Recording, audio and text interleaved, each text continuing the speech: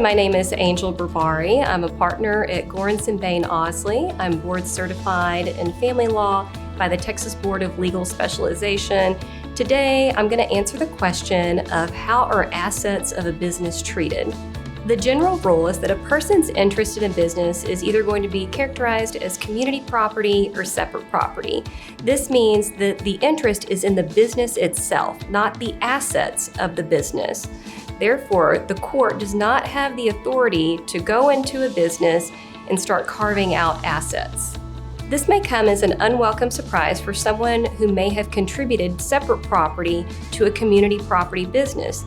They may not realize that they're giving up their separate property claim by putting their property into a business, and now that property belongs to the business and is no longer their separate property. However, there is an exception to this rule that a business can only be characterized as community property or separate property.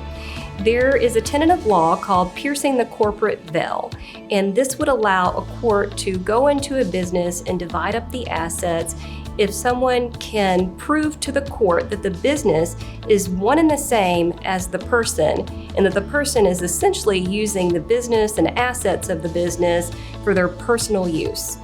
My advice for any business owner during a divorce is start gathering all of your paperwork now. You are going to need everything. If you want to prove that your business is your separate property, make sure you have all of the original formation documents and that you have all of the information that you would need to show how that business was capitalized. Even if your business is not separate property and it's community property, you can never start too early with gathering the information for the business to be able to value it. As a starting point, this would include 5 years of financial information for a business. So financial statements for a business, including profit and loss statements, balance sheets, tax returns, everything that you would need to turn over to an expert to prove up the value of your business.